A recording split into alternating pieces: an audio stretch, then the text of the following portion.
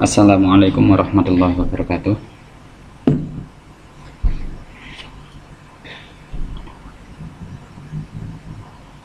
A'udzu billahi minasyaitonir rajim. Bismillahirrahmanirrahim.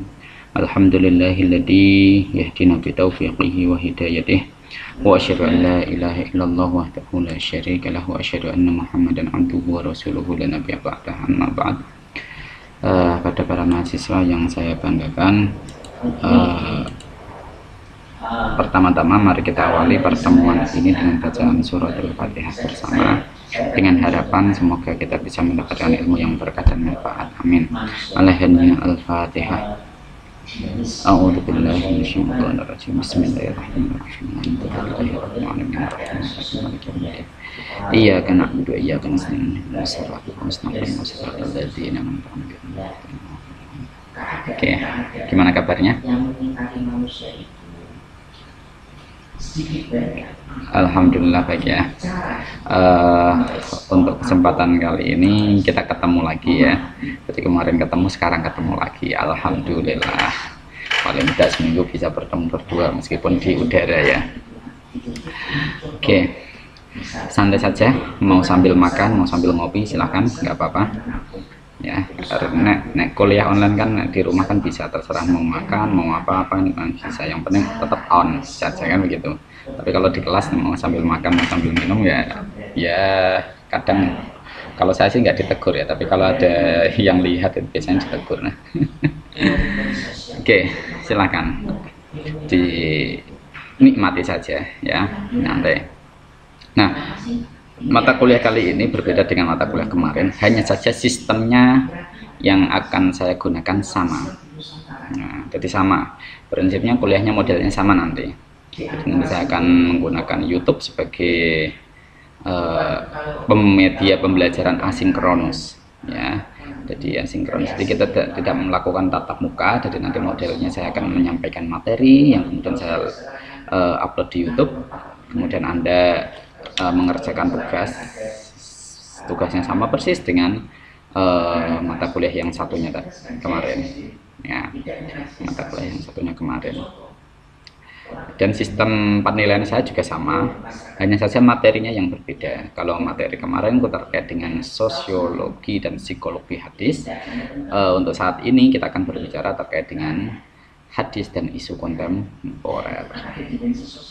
Nah, kalau kemarin kita akan berbicara konteks sosiologis mulai dari hadis itu mengada bahkan sampai diadakan kembali di era sekarang, kita saat ini dalam mata kuliah hadis dan isu kontemporer hanya terfokus pada bagaimana kita memberikan tanggapan atau paling tidak ya syukur-syukur kita bisa memberikan solusi terhadap fenomena-fenomena kontemporer yang sedang berlaku, yang sedang ada saat ini, yang didasarkan dari narasi-narasi hadis. Nah itu, jadi tujuan utama mata kuliah ini ya memang itu. Jadi kita memberikan respon bahkan solusi terkait dengan isu-isu kontemporer yang sedang berkembang, di mana respon dan solusi itu kita ambilkan dari narasi-narasi hadis. Nah, bagaimana Pak caranya? Caranya bisa saja Anda mencoba untuk melakukan kontekstualisasi. Ini yang paling sering dilakukan. Jadi upaya kontekstualisasi pemahaman hadis dalam konteks isu kontemporer inilah yang akan menjadi respon kita terhadap isu-isu kontemporer itu. Nah, isu kontemporer itu apa Pak? Nah ini kira-kira ada yang masih ngerti nggak isu kontemporer itu apa?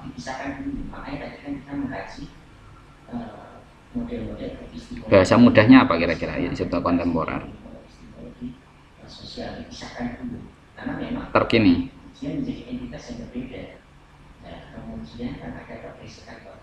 Ya, isu yang terkini. Jadi apa yang sedang berkembang saat ini? Nah, jadi tadi saya sudah menampilkan beberapa isu-isu terkini di RPS, bisa disimak ya, bisa disimak. Saya tampilkan saja lah.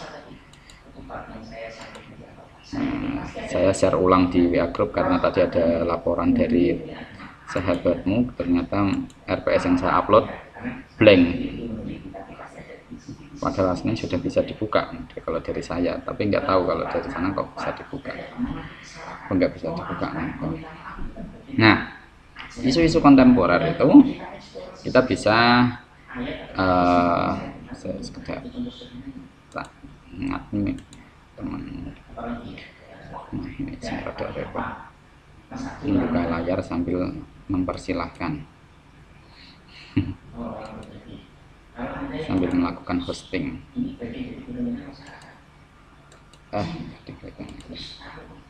Oke.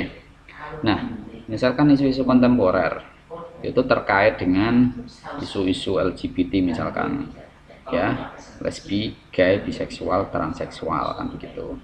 LGBT, ngerti ya kepanjangannya apa tadi ya? Halo? Nah, terus bisex and transseksual. Nah, itu.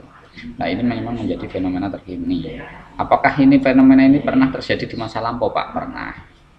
Jadi ini buku aslinya kalau menurut saya tidak terlalu kontemporer amat ya, karena isu ini akan ada setiap zamannya, itu pasti ada. Hanya saja kalau istilah saat ini kan ya istilahnya rodok mentereng istilah LGBT. Kalau biar modelnya zamannya Nabi Lot kan Nabi Lot ya, Nabi Lot itu kan terkait dengan homoseks dan kawan-kawan itu ya. Itu sudah lama, itu sudah ada contohnya. Trafficking, human trafficking aslinya. Ya, human trafficking itu terkait dengan model perbudakan kekinian. Ya, model perbudakan kekinian. Jadi isu tentang perbudakan itu setiap masa ada pasti. Sejak masa Nabi sudah ada. Kenapa kemudian banyak denda-denda atau dam yang terkait dengan suatu pelanggaran itu ada yang menggunakan apa itu jenisnya, memerdekakan budak atau itsku raqabah sebagai cara menebus yang pertama kali atau tebusan pertama kali. Nah, itu kan bagian dari untuk memberantas trafficking, human trafficking. Nah, dalam konteks saat ini bentuk human traffickingnya bagaimana, Pak? Human traffickingnya saat ini perbudakan kan aslinya apa ya? Merenggut hak seseorang. Jadi yaitu di plekoto nih cara Jawane. Di apa ya? Di apa istilahnya? Istilah astagfirullah, lupa istilahnya saya. Dikuras tenaganya, bahasanya apa ya, kalau lupa itu. Bukan ya dijajah, dipeloro, bukan. Nah, itu bagian dari model kekinian ya gitu. Jadi Anda diminta untuk kerja tapi ini gaji Anda tidak layak. Gajinya sesasi 3.000 atau 1.000, tapi kerjaan wah kayak apa? Wah, itu namanya perbudakan bermartabat itu. Contohnya apa? Ngono ya akeh sing do seneng kok. Misalkan mohon maaf apabila ada di antara keluarga kalian yang menjadi guru tidak tetap atau apa, itu kan pemerintah saat ini memang belum bisa memberikan hidup layak bagi mereka ya, tapi tugasnya wah kepol, padahal setiap bulan hanya mendapatkan kisaran 300-an. Nah, itu saya lihat itu karena kebetulan saya punya kolega yang mengalami hal yang semacam itu. Tugasnya wakepol tapi honorariumnya per bulan hanya 300. 300 itu lagi nek kanggo nyumbang tok iku piro? Itu 1 bulan. Ora cukup itu nek dia tidak punya penghasilan yang lain. Sementara tugasnya akeh. Kan begitu. Jadi nek mau 300 jajane mau ngajar tok, ora usah ngurus administrasi kan gitu. Jane ngono. Sajane. Nah, ini tapi ngono ya ada yang menikmati proses itu, makanya kalau ada yang menyebutnya itu sebagai penjajahan bermartabat. Jadi istilahnya mereka itu dieksploitasi tenaganya. Nah, ini namanya human trafficking ini. Human trafficking. Jadi tidak model seperti dulu. Kalau dulu kan memang modelnya seorang itu memang dijual layaknya kayak hewan, tapi sekarang yang dijual itu adalah harga dirinya, bukan fisiknya, bukan, tetapi harga dirinya. Ini bagian dari human trafficking. Kira-kira bagaimana hadis itu merespon? Nah itu. Oke. Nah selanjutnya itu terkait dengan isu ada global warming. Ya, zaman Nabi memang belum ada global warming ya. Karena saat itu belum ada industri. Isu tentang global warming ini ketika ada revolusi industri itu pecah, yang dimulai dari Eropa hingga saat ini. Bahkan di daerah-daerah terutama di Indonesia ya, misalkan di Jepara akhir-akhir ini kan marak ya, apa jenisnya, pabrik. Jadi sekarang pabrik-pabrik yang ada di pusat itu kemudian turun ke daerah dengan alasan bisnis yang biaya produksi yang lebih rendah, karena untuk membayar orang-orang yang ada di daerah itu tidak terlalu tinggi dibanding dengan bayar orang-orang yang ada di perkotaan kan begitu. Jadi kota itu hanya sebagai kantoran saja, pabriknya ditaruh di daerah-daerah. Nah ini itu akan justru menyebabkan global warming. Bagaimana itu kira-kira? Terus ada entrepreneurship, ada isu radikalisme agama.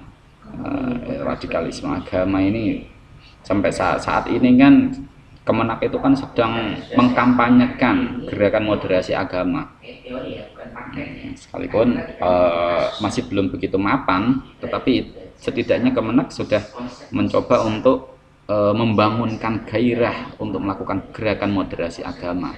Hanya saja istilah awal ini kemudian dikritik oleh beberapa ilmuwan, karena asumsi awalnya begini, jadi agama itu nggak ada yang mengajarkan pada radikalisme. Agama itu pasti mengajarkan pada konsep keselamatan, ketentraman, dan ya pokoknya itulah konsep salvation, wahdatul ummah kan gitu dan seterusnya. Ya, jadi yang menyebabkan seorang itu menjadi radikal apa? Cara beragamanya, bukan agamanya. Jadi cara beragama orang itu. Nah, maka banyak keagamaan yang sukan kepada Kemenak, masukannya adalah untuk mengganti istilah moderasi agama itu, tapi diganti menjadi apa Pak? Diganti moderasi beragama. Gitu. Namun karena istilah yang pertama kali itu sudah terlanjur muncul dan sudah menggema kemana-mana, maka terkadang masih menggunakan istilah moderasi agama. Padahal yang lebih tepat adalah moderasi beragama. Nah ini bagaimana? Maka dalam hal ini kita selaku mahasiswa ilmu hadis ya, para ilmuwan ilmu hadis itu juga harus melakukan gerakan untuk mengembangkan pemahaman yang moderat atau wasatiyah Islam yang berangkat dari kajian hadis. Jadi silakan hadis-hadis yang memang berpotensi untuk menimbulkan pemahaman yang radikal ya, yang sering ngamuk. Nah itu coba untuk ditelaah kembali, sebenarnya yang diinginkan apa. Kalau kemarin kan saya sempat menyontohkan terkait dengan hadis umirtu an uqatilan nas hatta yasyhadu la ilaha illallah, kan seperti itu. Itu kalau berangkat dari kritik sanad, kritik matannya, itu hadisnya sudah sahih. Tapi apakah bisa diterapkan di Indonesia dalam konteks masyarakat yang multikultural ini? Nah ini yang menjadi pertanyaan besar bagi kita semua. Maka dari itu mari kita kembangkan pemahaman moderat yang kita gali dari narasi-narasi hadis, karena kita kan mahasiswa ilmu hadis, begitu kan? Nah itu terus ada pluralisme, jihad ya, pengentasan kemiskinan ya, terus apa lagi, domestic violence, kekerasan dalam rumah tangga ini maksudnya, atau hak asasi manusia, interreligious dialogue, hoak, toleransi. Sekarang ada lagi digital Islam, oke saya tambah digital Islam. Terus apa lagi ya, saat ini sedang apa mas?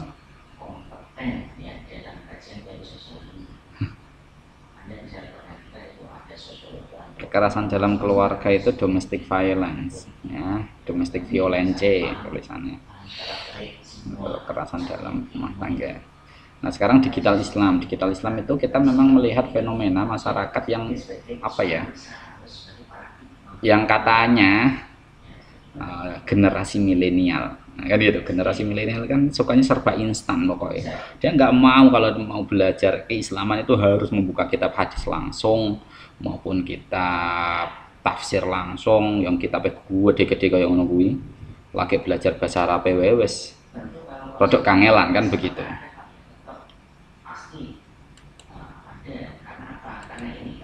Ya. Nah, mereka kemudian mengambil langkah praktis. Praktisnya dia hanya mencari di media-media sosial yang berkajian tentang hadis, atau di YouTube misalkan, atau ya menggunakan aplikasi-aplikasi yang terkait dengan kajian hadis. Nah, sehingga mereka itu merasa sudah cukup ketika membaca dari narasi-narasi hadis yang ada dalam media-media itu. Nah, sekarang kan aplikasi tentang hadis di digital banyak sekali, ya. Nah, mereka tidak penting bagi mereka itu untuk ikuhan sanate teko sapa itu mereka nggak penting. Pokoknya ning kono anggere ana perawi ini mereka sudah yakin. Bahkan misalkan, mohon maaf, seringkali narasi-narasi di media sosial itu mengutip pandangannya Albani misalkan. Hadis ini disayangkan Al-Albani. Tapi bagi kita selaku pengkaji hadis, ya, kita juga akan mengkritik siapa itu Albani, kan begitu. Nasiruddin Al-Albani itu siapa? Kan begitu. Nasiruddin Al-Albani kan tokoh yang sangat diagungkan di kelompok Wahabi. Nah, ini bisa saja itu malah justru akan menjadi mempengaruhi cara pandang umat Islam milenial terhadap agama. Jadi bisa saja apa yang ia terima tentang keislaman itu versi Albani, kan seperti itu kan bisa saja. Karena memang saat ini digital Islam, terutama kajian-kajian kitab hadis, itu selalu merujuk pada tokoh-tokoh itu. Nasiruddin Al-Albani, bin Bas, terus siapa lagi itu? Ibnu Qayyim Al-Jauzi, terus siapa lagi, banyak sekali lah tokoh-tokoh yang kemudian dikutip dalam narasi-narasi digital itu sendiri.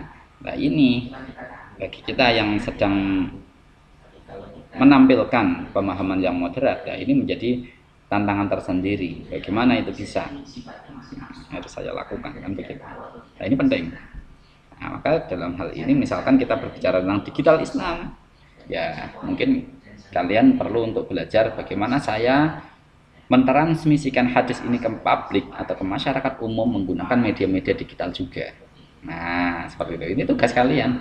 Jadi nanti ada mata kuliah. Di sini ada mata kuliah digitalisasi hadis, ya, sudah ya. Atau hadis dan media misalkan. Sudah ya. Jadi di situ nanti Anda mencoba untuk berlatih menggunakan platform digital untuk menyampaikan hadis. Nah, kebetulan di sini ada misalkan Pak Arif Riyadi atau Pak Misbah sendiri yang mengajarkan terkait dengan cara membuat aplikasi digital. Nah, nanti kan Anda bisa membuat aplikasi digital itu, kemudian Anda daftarkan di mana, misalkan di Play Store atau kemana, ya, kemudian Anda sebarkan. Apalagi syukur-syukur didaftarkan ke Google AdSense, kan begitu. Nah, itu kan bisa menjadi mata pencaharian kalian, ya. Nah, dan naskah narasi-narasi pemahaman agama yang Anda kembangkan di dalam aplikasi itu merupakan narasi-narasi yang berpaham moderat. Nah, insya Allah ini Anda sudah melakukan gerakan moderasi. Nah, itu. Jadi digital Islam sampai segitunya. Digital Islam. Nah, seperti itu. Nah, seperti itulah kira-kira. Ya, jadi banyak isu-isu yang lain. Coba kalau Anda punya pandangan lain terkait dengan isu kontemporer, apa? Isu-isu yang paling baru. Isu-isu yang paling baru, paling hangat untuk dibicarakan. Apa kira-kira? Ekologi belum ya. Isu tentang ekologi. Ngerti ekologi nggak?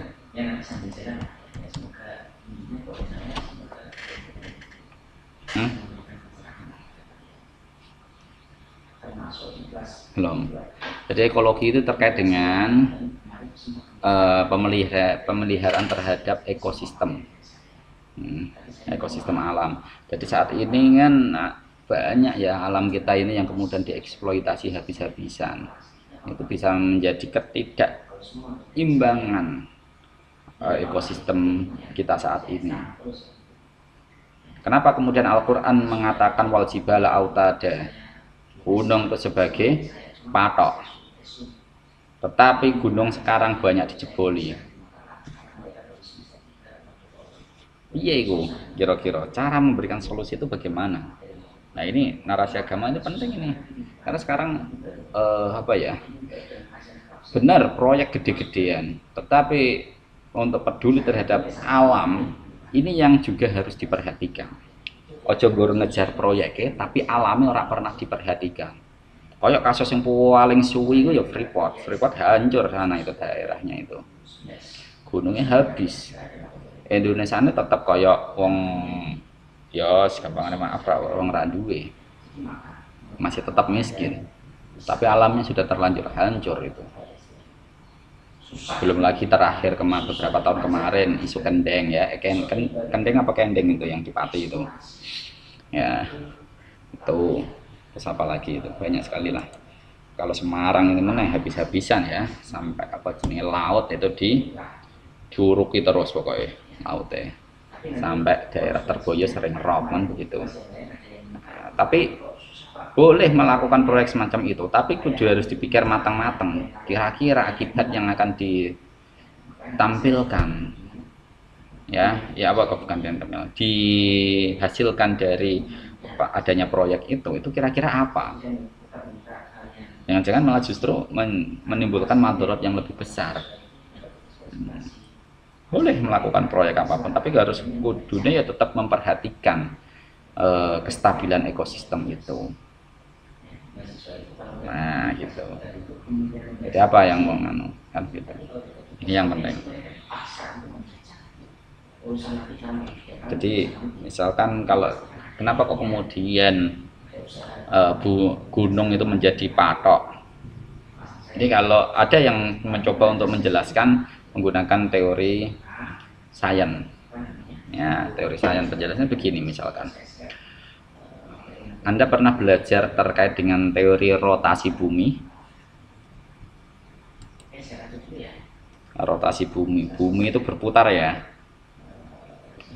Berputar atau bumi datar? Berputar pada porosnya ya. Nah, andaikan saya mengibaratkan, saya menganalogikan bumi itu adalah sebuah roda, di mana jerujinya itu adalah gunung-gunungnya yang mengatur keseimbangan roda itu berputar. Ya, coba salah satu jerujinya kamu ambil, bilang kira-kira masih berputar normalkah roda itu?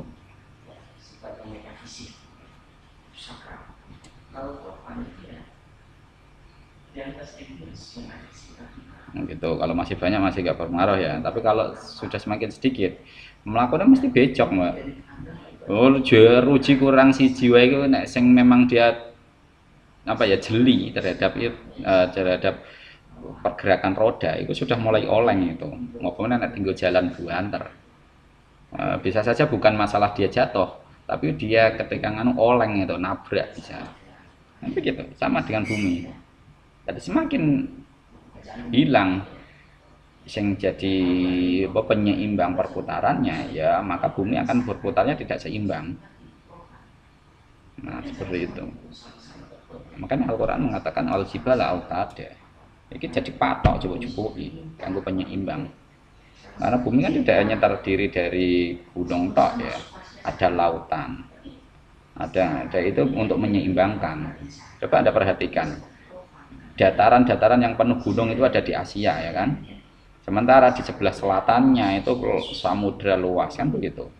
Ini bagian untuk menyeimbangkan itu. Nah, seperti itu. Itu kira-kira penjelasan secara saintifik terkait dengan kenapa itu. Nah, yang penting kita bagaimana merespon isu tentang ekosistem.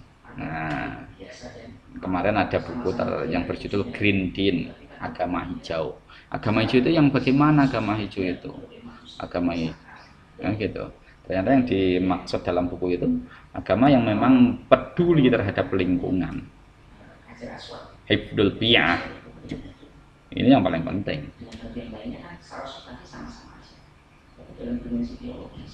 Jadi biyah itu tidak hanya komunitas ya, tetapi juga termasuk lingkungan Anda. Nah itu. Nah seperti itu kira-kira. Nah jadi nanti untuk tentang kuliah hadis dan isu kontemporer, insya Allah kita akan mempelajari isu-isu tentang itu semuanya. Barangkali ada usulan masuk, misalkan Pak, saya usul tema tentang ini Pak, tentang politik, misalkan politik praktis, atau tentang isu khilafah yang sedang gaung kan gitu. Misalkan, jadi nanti kalian bisa mengetahui bagaimana sejarah tentang politik khilafah itu sendiri. Nah, kalau itu Anda bisa membaca disertasi saya atau buku saya lah yang berjudul Milenarianisme Islam itu. Itu isu-isu terbaru juga.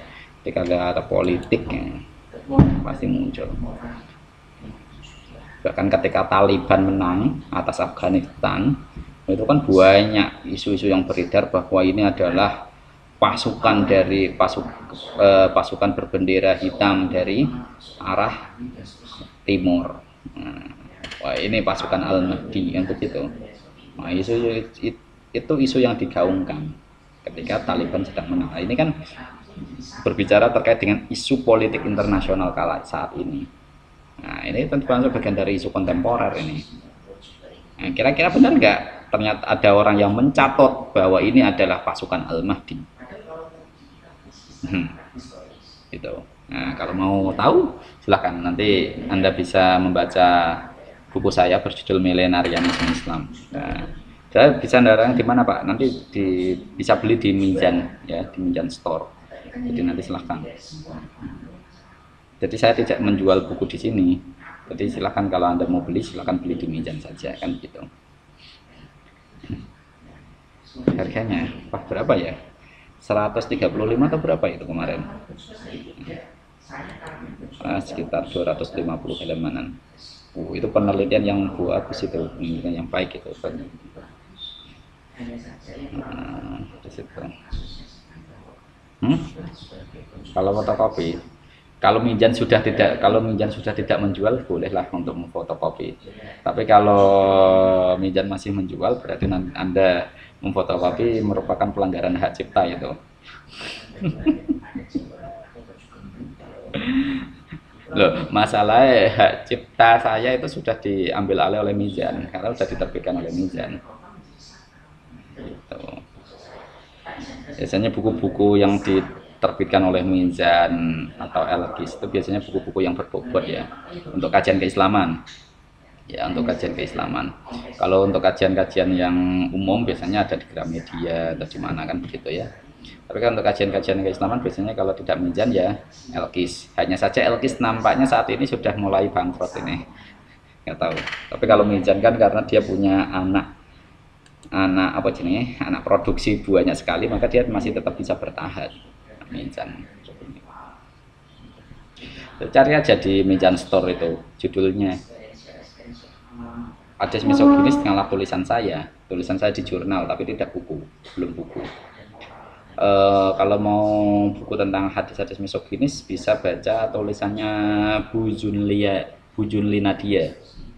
Nah, itu tentang dia itu memang pakar terkait dengan gender karena dia juga pemerhati hadis, maka kemarin dia menulis penelitiannya berkaitan dengan hadis-hadis misoginis. Ya, Bu Junli Nadia itu sebenarnya kawan saya sih. Karena kebetulan di tataran ilmu hadis itu ada yang namanya asosiasi ilmu hadis. Isinya itu para pengajar, para dosen, para peneliti yang berkaitan dengan kajian hadis. Maka di situ akan kenal, oh Pak Iki meneliti tentang ini, oh Pak Iki meneliti tentang ini, gitu. Dalam forum asosiasi itulah kami berkomunikasi bagaimana isu yang paling baru atau isu yang sedang in dalam kajian hadis. Yang terbaru, oh iya, masih ada satu lagi, living hadis. Living hadis itu termasuk isu kontemporer itu. Bagaimana hadis itu kemudian hidup di tengah masyarakat. Bagaimana bentuk performasi. Jadi tidak hanya sebagai bentuk narasi. Gitu. Tapi kira-kira di mata kuliah kalian ada mata kuliah living hadis sendiri nggak? Oh ada, berarti saya nggak usah nyinggung itu ya. Jadi nanti untuk living hadis silakan dengan dosen yang lain kan gitu. Jadi intinya dalam living hadis itu kan kita akan berbicara terkait dengan performasi dari teks. Ya, jadi bagaimana naskah itu kemudian dihidupkan dalam aktivitas keseharian. Nah, kalau kita menggunakan paradigma Islam terapan ya bisa masuk itu kan begitu. Karena yang penting kita akan berbicara terkait dengan performasi. Bagaimana teori itu implementasikan dalam kehidupan sehari-hari. Nah, ini teori living hadis. Bahkan sekarang sebenarnya ada satu lagi tentang hadis bagi kelompok revisionisme. Jadi kelompok-kelompok ini mencoba untuk melakukan dekonstruksi terhadap kemapanan teori-teori yang sudah ada dalam kajian hadis.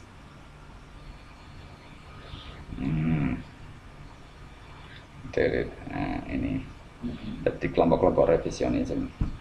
Jadi apa yang sudah mapan itu bisa saja diotak-atik karena memang ada data-data yang bermasalah dalam kajian hadis. Nah, ini biasanya orang-orang yang sudah sampai tahap itu bacaannya sudah sangat banyak. Nah, jadi kalian nanti kalau menginginkan untuk itu ya segera selesaikan kuliah S1 Anda, nanti lanjut S2. Masih kurang lanjut S3, kan begitu ya. Nah, nanti insya Allah di situ Anda akan belajar lebih dalam. Jadi tidak hanya sebatas produk yang sudah jadi, tapi sampai ke teorinya. Kenapa kok kemudian dirumuskan penilaian penilaian kesahihan hadis itu hanya berangkat dari 5 kategori? Kenapa tidak 6? Kenapa tidak 7? Nah, ini ada aktor-aktornya yang bermain di sana. Ada aktor-aktornya. Orang yang pertama kali mencetuskan teori tentang itu kan Ibnu Syihab Az-Zuhri, kan begitu. Ibnu Syihab Az-Zuhri.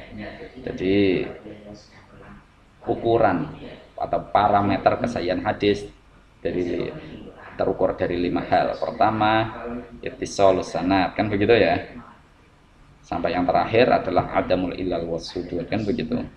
Tapi pandangan Ibnu Syihab Az-Zuhri ini juga akan ada pandangan lain salah itu yang memang sudah sedang berkontestasi. Ada yang berkontestasi. Nah, kebetulan Ibnu Syihab Az-Zuhri ini dekat dengan penguasa kala itu sehingga teori dia yang akan dipakai dan bahkan menghegemoni saat ini. Ini. Jadi nanti Anda ketika misal Anda mengkaji hadis dari kelompok Bahai bagaimana? Bagaimana Anda ketika mengkaji hadis dari kelompok Syi'i? Bagaimana kemudian Anda mengkaji hadis dari kelompok Mu'tazili? Karena kelompok Mu'tazilah itu sendiri tidak terlalu mempersoalkan adanya terkait dengan ittisalus sanad. Karena apa? Karena yang mereka ukur adalah rasionalitas. Nah, kan begitu. Jadi hadis yang masuk akal ya bisa diterima. Nah, kan begitu. Nah, ini parameternya. Nah, kalau untuk mau mengkaji ke sana nanti ya, pokoknya intinya selesaikan dulu S1, nanti lanjut jenjang berikutnya. Begitu ya. Nah, pokoknya kalau kalian masuk di ilmu hadis, insya Allah tidak ada alasan untuk saya nggak punya masalah, Pak. Masalahnya wakil kajian hadis itu. Nah, hanya saja kepekaan kalian yang perlu ditumbuhkan. Karena apa? bedanya kajian hadis dengan kajian Al-Quran begini. Kita menggunakan asumsi orang Muslim ya, bukan menggunakan asumsi orang non Muslim misalkan. Jadi begini, kalau orang Muslim itu kan sudah menganggap final teks Al-Quran, iya kan, final teks Al-Quran. Sementara dalam kajian hadis itu masih belum final. Loh kok begitu Pak? Kok belum final teks hadisnya? Nah, kenyataannya Anda belajar terkait dengan kritik hadis, itu kan Anda mempersoalkan teks hadis itu sendiri. Hadisnya sahih atau tidak. Nah, ini sudah tidak final, jadi hadis itu belum final pada tataran teksnya sendiri. Sementara kalau Al-Quran, hampir semuanya sepakat bahwa teks Al-Quran itu sudah final. Meskipun ada beberapa kelompok yang kemudian mempersoalkan kenapa naskah Abdurrahman bin Mas'ud kok tidak dimasukkan. Nah, sekalipun ada yang bertanya tentang itu, tapi setidaknya Al-Quran sudah memiliki kemapanan dalam teksnya. Kalau urusan masalah pemahaman, wah ini akan selalu bongkar pasang, di Quran ada, di hadis ada. Nah, tapi kalau urusan teks, untuk mempersoalkan teks hadis, untuk mempersoalkan teks itu hanya di hadis. Di Al-Quran jarang sekali orang yang berani mempersoalkan teks Al-Quran. Nah, karena teks hadis itu banyak yang mempersoalkan, maka ini sudah menjadi wilayah untuk menjadi kajian kalian sendiri. Oh, baru itu. Coba hitung hadisnya ada berapa hadis yang ada temukan. Ya, dengan jumlah ayat Al-Quran lebih banyak kan mana? Nah, maka jadi mahasiswa yang tiba-tiba sudah mulai menjelang semester tua ya, Pak, saya bingung mau ngangkat skripsi tentang apa. Berarti persoalannya bukan karena nggak ada masalah dalam kajian hadis, dia sendiri yang nggak peka. Nah, gitu loh. Jadi sebenarnya kajian hadis itu banyak masalah. Maka dalam hal ini, misal Anda untuk mau mengangkat penelitian tentang apa, nah, itu sangat terbuka lebar. Begitu lah ya. Sampai segitunya. Jadi intinya ojo sampai kamu punya kalian mengatakan saya tidak punya masalah penelitian Pak. Tidak. Gitu kan, kalian saat ini sudah semester 5 ya. Semester 5 kan ya kudu siap-siap.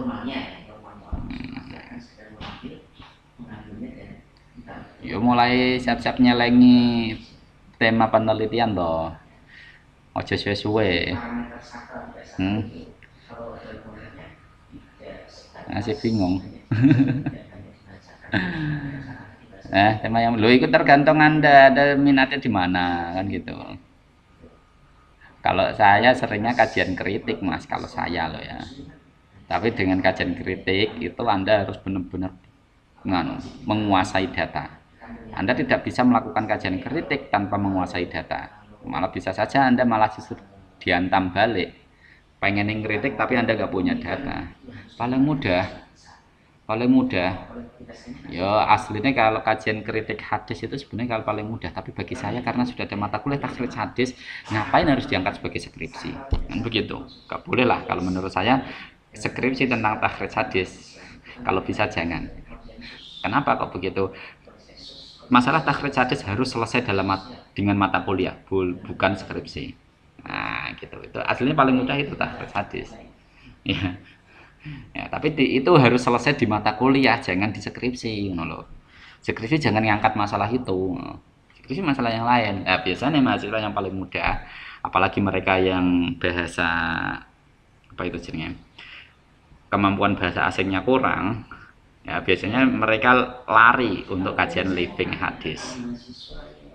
Kan dia hanya melihat fenomena di masyarakat, misalkan masyarakat apa jenenge, misalkan kelompok mafia solawat atau kelompok apalah kan gitu, karena mereka itu seneng selawatan karena ada apa itu jenenge, diktum man sholla alayya, nah kan gitu, ada hadis yang semacam itu. Nah, dan dengan beragam hadis yang kemudian dia apa itu jenenge, tergerak untuk melakukan sholawatan, bahkan itu sudah menjadi sebuah militansi misalkan. Nah, di situ ada aktor yang bermain, misalkan kalau mafia selawat kan ada siapa itu, Gus Ali Gondrong ya, kayak bukan Gus Gondrong ya. Kalau kawan kan ada yang pakaian anonim Gus Gondrong, bingung ya, ini Gus Gondrong ke siapa. Nah, kan begitu. Jadi itu ada aktor yang memainkan. Nah, itu kan paling mudah bagi mahasiswa yang ya dia orang lapangan dan dia tidak terlalu menguasai bahasa Arab maupun bahasa Inggris dengan baik. Ya ada alternatifnya adalah kajian living hadis. Kan begitu. Nah, ya. Oh ya, masuk itu pokoknya. Jadi nggak ada istilah mahasiswa, Pak, saya nggak punya masalah Pak. Kalau ternyata sudah diteliti, coba cari dari perspektif lain. Kalau yang satu dari perspektif psikologi, yang satunya dari perspektif sosiologis, kan gitu. Kan kita belajar sosiologi dan psikologi hadis kan. Nah, seperti itu. Kalau tidak bisa semuanya Pak, ya kita menggunakan perspektif antropologi atau perspektif fenomenologi atau perspektif apa, dalam objek yang sama. Pendekatannya berbeda, insya Allah hasilnya ada perbedaannya sedikit, ya, minimal sedikit. Jadi perbedaannya sedikit. Oke ya, jadi setidaknya penelitian-penelitian Anda ini akan memberikan kontribusi dalam perkembangan isu-isu kontemporer dalam kajian hadis. Nah itu ya, jadi penelitian-penelitian terkini ya, baik mulai skripsi, tesis, disertasi maupun penelitian-penelitian yang lain, itu setidaknya memberikan kontribusi perkembangan isu kontemporer dalam kajian hadis. Ya, bisa dipahami ya? Nah, itu. Jadi isu-isu kontemporer itu tidak hanya yang tercantum dalam RPS ini, tidak. Penelitian Anda itu juga termasuk isu kontemporer. Nah, ya. Jadi nggak usah takut-takut amat. Oh, jangan-jangan isu ini usang. Ya, mungkin usang bagi yang lain, tapi baru bagi yang sedang menekuni.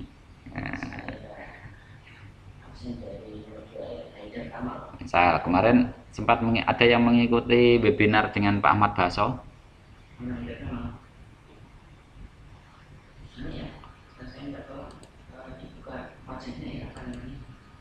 Nggak ada ya?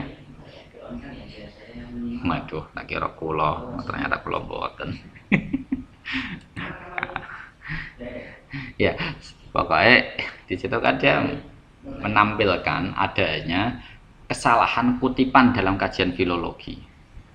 Wah, ini kan menarik ini. Jadi naskah-naskah hadis dari berbagai percetakan, misalkan yang satu dicetak di Toha Putra, yang satu dicetak di mana, itu ternyata ada yang missing, error. Nah, apakah di sini ini kemudian menuntut kita untuk jeli. Nah, sebenarnya hadis yang teksnya komplit yang mana ini? Yang begitu, itu bagian dari isu isu baru gitu. Bahkan kemarin dalam asosiasi itu ada yang mengusulkan kita membentuk Lajnah Pentashih Hadis, sebagaimana adanya Lajnah Pentashih Al-Quran. Jadi kitab hadis yang mau diedarkan itu harus dicek dulu naskahnya. Nah, barangkali ada yang error. Nah, makanya kemarin ada pembicara dari sini, Pak Nuruddin. Itu Pak Nuruddin kan juga menampilkan adanya teks-teks yang error, yang hilang.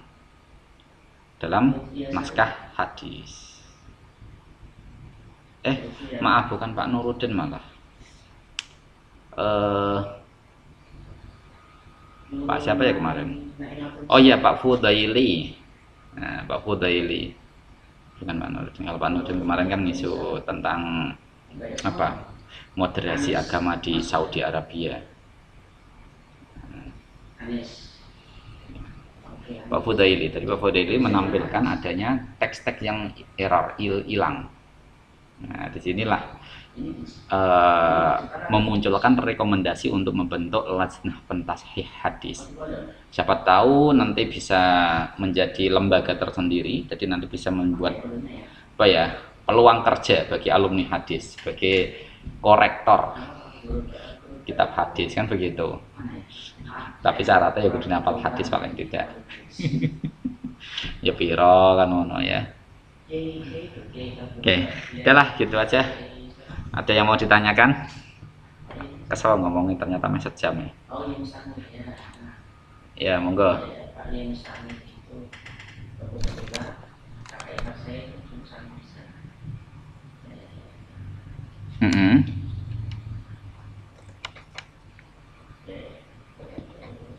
Ya.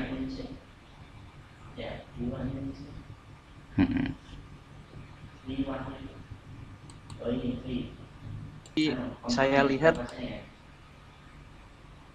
kok nggak ada istilahnya mata kuliah perbandingan madhab, Pak. Madhab. Oke. Biasanya mata kuliah Muqaranatul Madzahib itu ada di Fakultas Syariah. Ya. Jadi Muqaranatul Madzahib ini memang orientasinya pada kajian fikih ansih ya, pada mata kuliah fikih. Lah, dalam mata kuliah hadis memang difokuskan dalam kajian hadis, sehingga dalam konteks muqaranah di sini kita hanya melakukan muqaranah terhadap kajian-kajian hadis itu sendiri. Nah, karena apa? Misalkan begini ya, kita flashback ke sejarah masa lampau. Imam madhab fikih itu lahirnya lebih awal daripada imam hadis. Contoh paling mudah adalah Imam Asy-Syafi'i, itu lahirnya lebih awal. Imam Asy-Syafi'i itu abad ketiga. Abad ketiga sih. Kedua ya, dia itu abad kedua. Sementara Imam Al-Bukhari itu menjelang abad keempat. Menjelang abad keempat. Berarti kan lebih awal Imam Asy-Syafi'i. Maka mau tidak mau, struktur kitab hadis yang ditulis Imam Al-Bukhari itu mengikuti pola fikih. Jadi kitab hadis yang ada dalam kitab Sahih Al-Bukhari itu sudah disaring dari kitab hadis-hadis ulama-ulama fikih. Imam Syafi'i juga Imam Bukhari juga mengutip dari pandangan Imam Syafi'i. Makanya dalam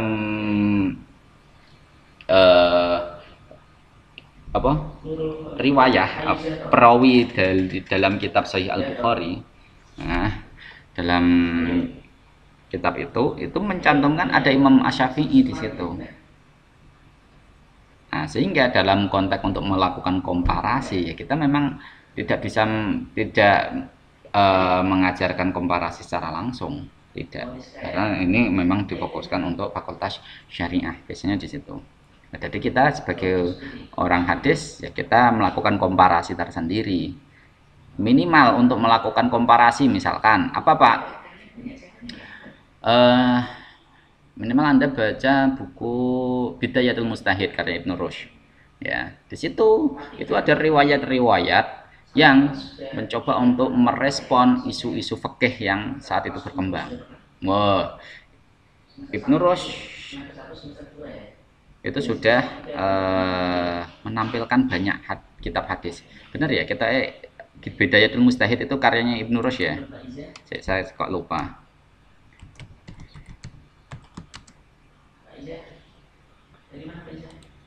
Nah, Ibnu Rushd, benar Ibnu Rushd. Nah, di situ. Jadi Ibnu Rushd sudah menampilkan banyak hadis dengan model dialektika. Nah, kalau kita menggunakan teori filsafat ini modelnya dialektika. Jadi menurut tidak mengatakan hadis yang paling pandangan yang paling benar itu yang mana, itu tidak. Jadi dia itu menampilkan riwayat ini mengatakan begini, riwayat ini mengatakan begini, riwayat ini mengatakan begini. Jadi di dalam Bidayatul Mujtahid itu menurut merespon isu-isu fikih yang ada menggunakan riwayat-riwayat. Nah, di situ Mas. Itu setidaknya ya mengajari kita untuk melakukan istihad awal. Di situ. Belum lagi dalam ilmu mukhtaliful hadis. Ya.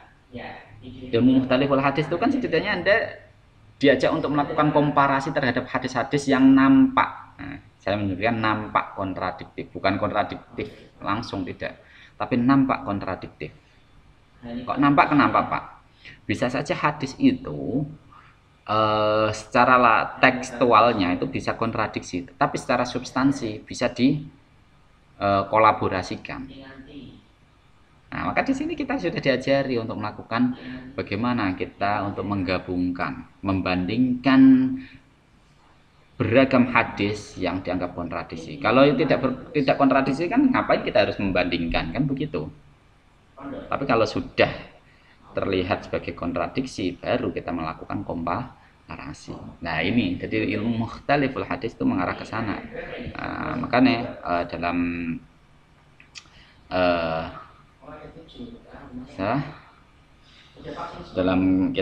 kitabnya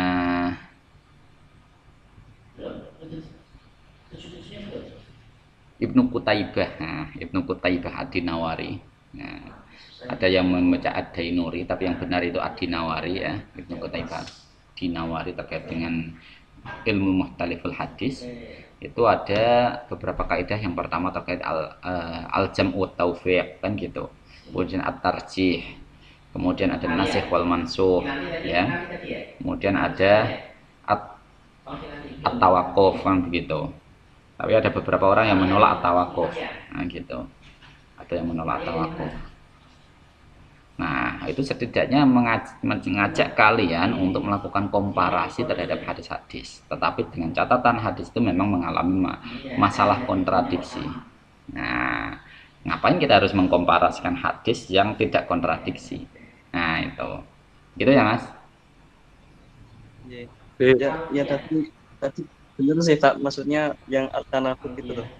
Nah, kita kan sendiri kan aswaja. Nah, juga aliran-aliran kita kan banyak. Misalnya bagaimana metode Wahabi, bagaimana metode Syiah, bagaimana metode liberal. Nah, maksudnya itu kita mempelajari mazhab-mazhab itu Pak. Bagaimana kan kita kan sendiri memiliki pegangan yaitu tahlili terus maudhu'i. Seperti itu kan Pak.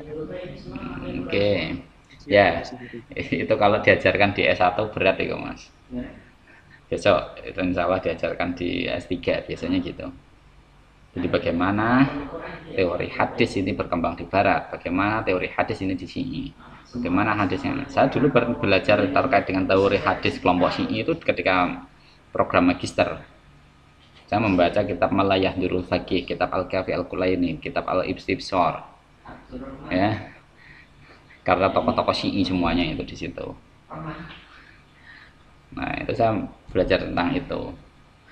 Maka dalam disertasi saya ketika saya berbicara tentang Imam Mahdi, itu saya juga menyinggung bagaimana perspektif Syi'i kan begitu. Nah, di situ Mas. Jadi untuk S1 ya memang rada berat kalau kita harus mengarah ke sana. Jadi tapi saya harap sampai tetap bersemangat untuk itu. Ya, untuk itu. Ya. Dengan cara bagaimana? Saya harus lanjut kuliah, Pak. Nah, gitu. Siapa? Ya, siap. Nah, ya bagus. Pokoknya intinya, kenapa kalau kita tidak mencoba untuk mengkomparasikan antar paradigma? Nah, di situ. Oke, yang lain? Udah, Pak. Sudah? Nggak ada pertanyaan? Oh, ini malah lebih ke materi terus ya. Pokoknya intinya untuk kontrak perkuliahannya sama persis dengan mata kuliah sosiologi dan psikologi hadis. Itu sama persis, aturan mainnya juga sama. Hanya materi saja yang membedakan. Iya, Pak. Oke. Rekaman kemarin ada suaranya atau tidak? Rekaman yang kemarin saya belum ngecek soalnya. Asal saya upload saja, saya belum ngecek apakah ada suaranya atau tidak. Yang ini soalnya tadi OBS-nya sempat bermasalah, nggak ada suaranya.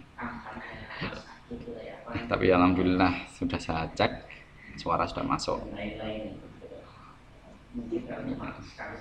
Oke, kalau tidak ada pertanyaan ya saya kira cukuplah untuk pertemuan hari ini.